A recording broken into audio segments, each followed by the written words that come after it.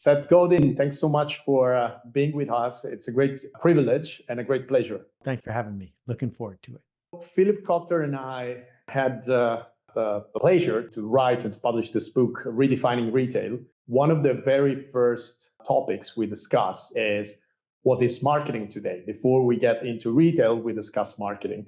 And in the book, we write that most people are inclined to think of marketing as a clever way to make people want things, while we believe that this is only partially true, as it only puts the focus on one of the 4 Ps, so promotion, neglecting the importance of all the 3 levers of the marketing mix, so product, price, place, and we know there are more Ps that have been added over time.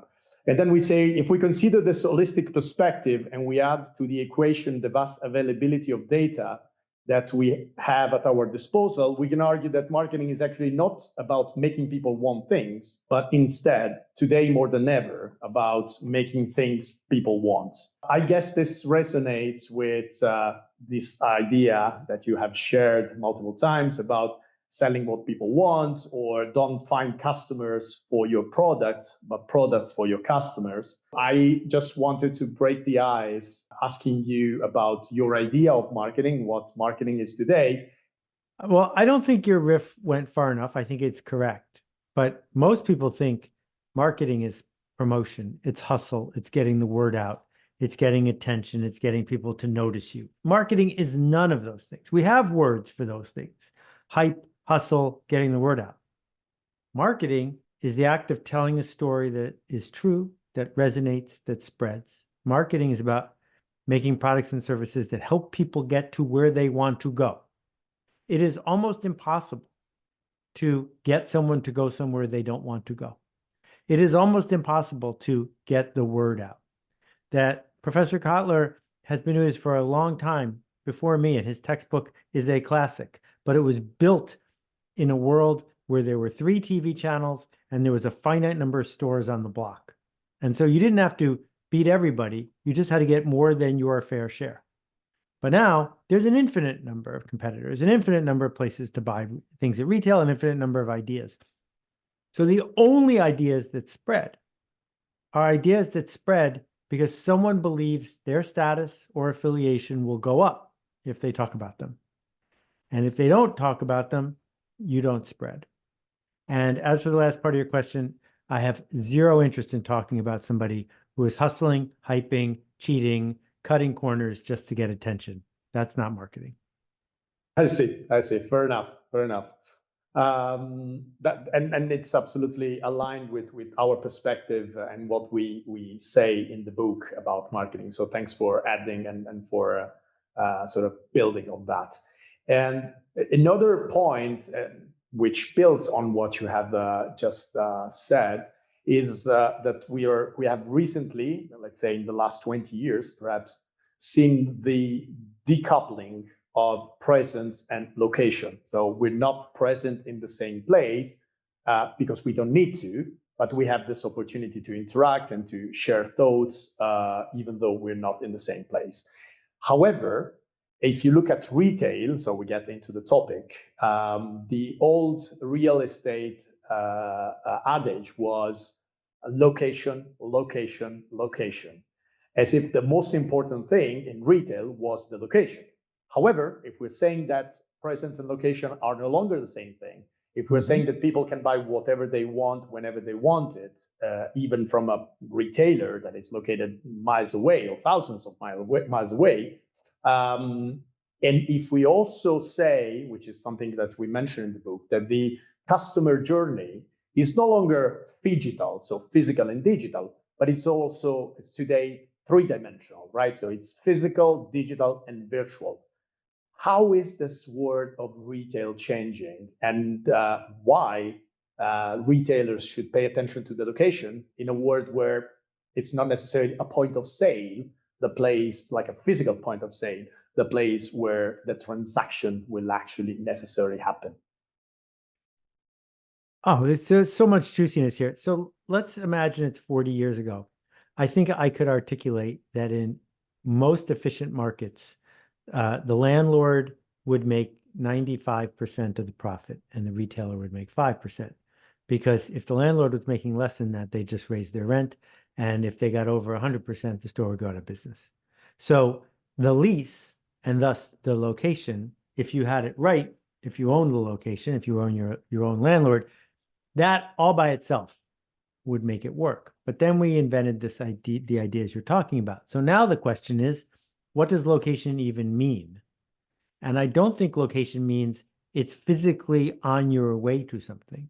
I think location means if I interact in real space with what you built, will I pay a premium to engage with you? If the answer is no, then you're wasting your money and your time and my time. That we don't have in the world of people with privilege, we do not have a shortage of things for me to buy or places for me to buy them. And so if your slogan is you can pick anyone and we're anyone, you're doomed. That there has to be something that happens in that location, whether that location is in my time horizon, my geographic horizon, my online horizon. If I don't need to be in that location, then why are you paying for it? It's not clear that that is our future. I do think that physical presence matters if it's in the right place at the right time for the right reason. Yeah, this is very important because sometimes people just say that the physical locations are all about the experience, which we argue is not necessarily the case. In some cases, what you want from a physical location, from a physical store, perhaps a mom and pop store next to your the place where you live, is not necessarily an experience, like a sophisticated experience. Perhaps what you want is just convenience. So I absolutely agree that it's all about what people need, want, and desire in a specific moment in time, depending on what they specifically need and want and desire in that moment. And it's not necessarily about a sophisticated experience. Yeah, I mean, like, so 2 days ago, I was walking by Prince Street Pizza in New York City. Now, to get there, I had to walk by 30 other places that sell pizza. There isn't a pizza shortage in New York, but there were 40 people waiting out front to get a piece of this slightly burnt grandma pizza. And it was obvious to me that they were players in a TikTok story, that they were enacting in real time something for social media, that they were there because the place was, quote, famous. And so if all you're selling is pizza, it's really hard to make a living. But if you're selling the experience and the one and only, and I need to be in this place, no, it wasn't sophisticated at all, but it was crowded. Absolutely, absolutely. So in the book, basically the first part of the book covers the main trends and the main changes. And the second part, in the second part, we have distilled 10 guiding principles. And one of the guiding principles is be a destination, which is exactly what you are describing. So make sure that no matter if it's a physical location, a digital location, or a virtual location, make sure it is a destination or a place where people want to go, not have to go, but want to go place. So it's absolutely aligned, even in this case. Thanks for that.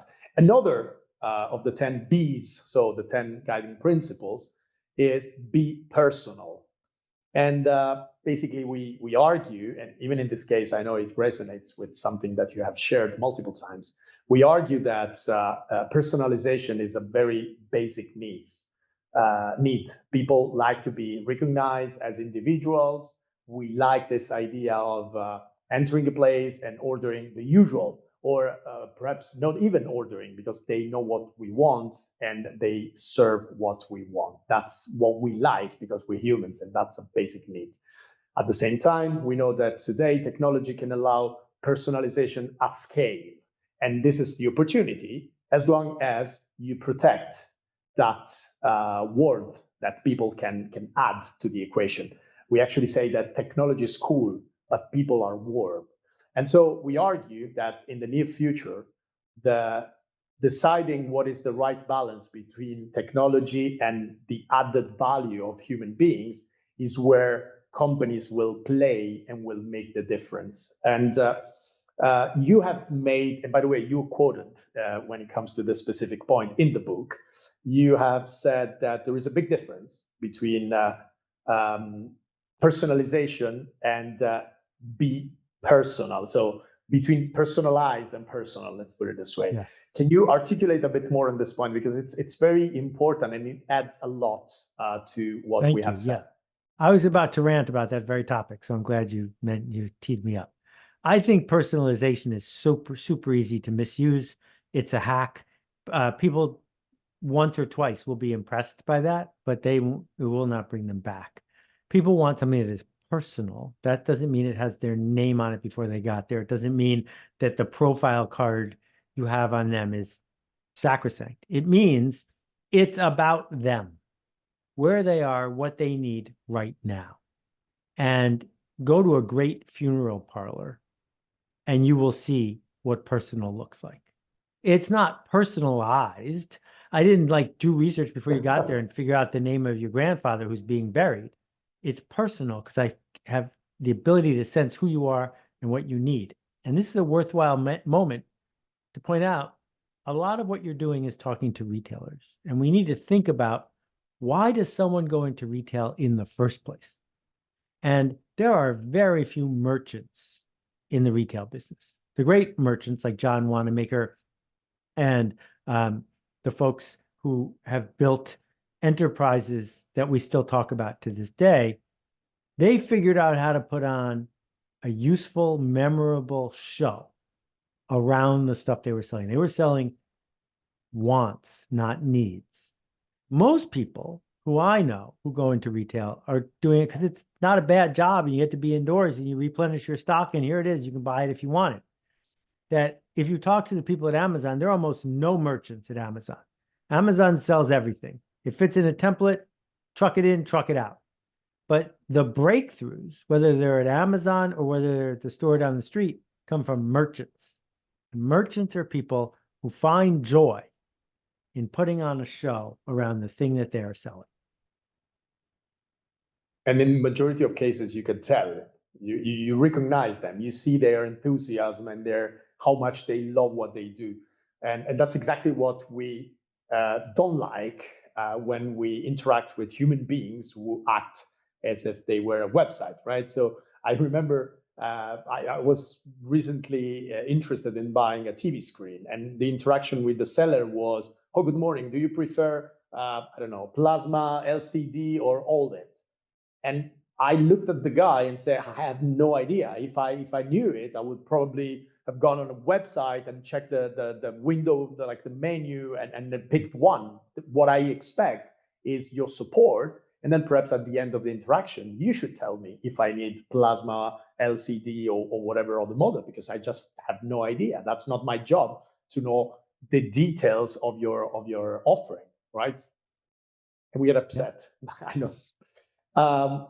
I guess the last question and the last topic I wanted to mention is, which is quite often the elephant in the room these days, is artificial intelligence or generative artificial intelligence.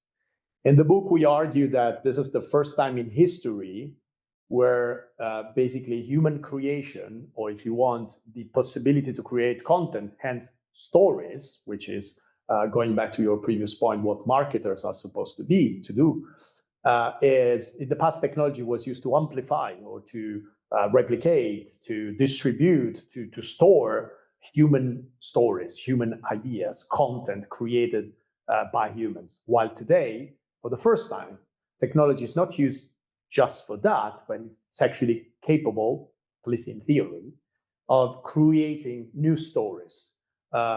Creating stories. Then, whether or not they're new, we can debate. So I guess the question is, what are the implications for marketers, for retailers, for people who are managing consumer brands when it comes to generative AI, and what are, let's say, the opportunities and the threats? Well, I think the first opportunity is a requirement, which is if you're not spending half an hour a day playing with Claude and the products from Google and OpenAI, then you're committing malpractice. This is the biggest change in our culture since electricity. And it doesn't make any sense to pretend it's not there or to imagine that you're not smart enough to use it, because you are. But I'll tell you what happened to me in 1983. In 1983, the computer game business in England was way ahead of the computer game business in the United States. And I was working for a computer company. And they sent me to London for 3 days. And I got to see hundreds of games that weren't available in the US. And I could go license whatever I wanted. The art was having the good taste to pick the right one. The art wasn't me programming a game because I didn't know how. It was having good taste. Good taste is knowing what your audience wants just before they do. And so what AI is doing is it's giving you a chance to fly to England. It's giving you a chance to say, please show me 100 ways I could do X, Y, or Z. And then you have to pick one, because AI isn't good at picking one. If we are going to look in the rearview mirror and let it just average everything out, you're going to be average and you're going to lose. But if you want to bring good taste to your work as a merchant, this is a perfect moment to do that. Yeah, it's interesting. Let me tell you what we're trying to do with my company, and perhaps you can tell me if you believe this is a good way to leverage AI. So at Spring Studios, together with Maison Meta, our partner, we are working with consumer brands and retailers, and we're telling them, if you happen to be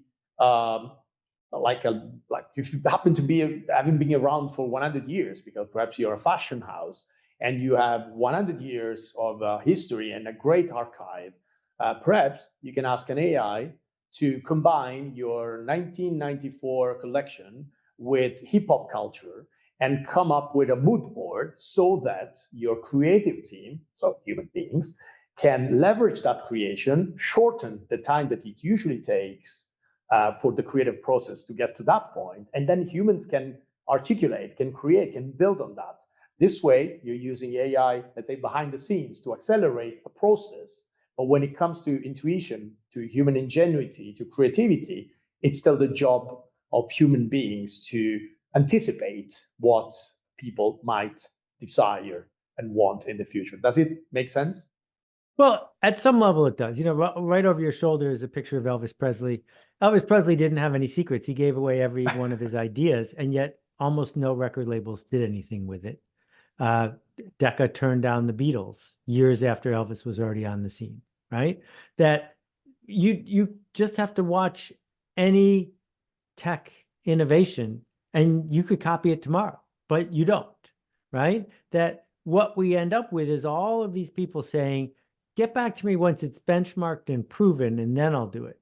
Well, then it's too late. So the magic of the 100-year-old fashion house isn't that they had good ideas. It's that they had the guts to do something with an idea. And I am in favor of helping people iterate their way through new ideas. But I am not optimistic that someone who is afraid of innovation is going to become less afraid because they have more of it. I totally agree. I guess the problem is that, as has been said, innovation is an experiment with unknown outcomes. And these days, it's very hard for people who are running companies to rely on something that leads to uncertain outcome, just because they are so much focused on their quarterly results and the short-term results. So I guess it's even for those who understand the potential and who grasp the correct way to use it, it's not necessarily that easy. Yeah, and I would just point out to those CEOs that the vast majority of companies that were in the Fortune 100 20 years ago are gone. And I would point out to them that Western Union had the chance to buy the telephone network for almost nothing, and they turned it down. So go visit your nearest Western Union outlet and see how that's going. You know, the fact is that it is not easy to do this, but that is why it is useful, because your competitors are afraid. And if you are willing to earn your sane salary by being a little bit less afraid, you're more likely to come out to where you want to be. Absolutely, absolutely. I was going to ask a final tip for retailers, but I guess this is what they should do, right? They should have the courage to go for something. Here's the beauty of retail. You know, if you're If you work at Apple Computer, you have to launch this, you get one chance. And if you get it right, there's billions of dollars. And if you get it wrong, you're fired. But if you're a retailer, that counter over there, if it fails, no one's going to notice. And if it succeeds, you can spread it to the next counter and the next counter and the next counter. How many falsifiable experiments are you running in how many square feet of how many of your stores every single day? And if you're not iterating as fast as your online competitors, then what prayer do you have to keep up? Absolutely. That's exactly what we argue in another guiding principle, which is be ambidextrous. And it refers to organizational ambidexterity. So it is fine if you want to keep doing what you're good at and what you need to pay the bills, but in parallel, you should experiment and be willing to risk and be wrong and iterate and get to the point where either you put something away because it's not working or double down on something new, because that will lead you to a successful future. Exactly right. Thank you so much for your time, and thanks for sharing your insights. I'm glad to see that they resonate with what we have put into the book. And once again, Seth Godin, thanks for your time and thanks for being with us. A pleasure. Keep making a ruckus. Cheers.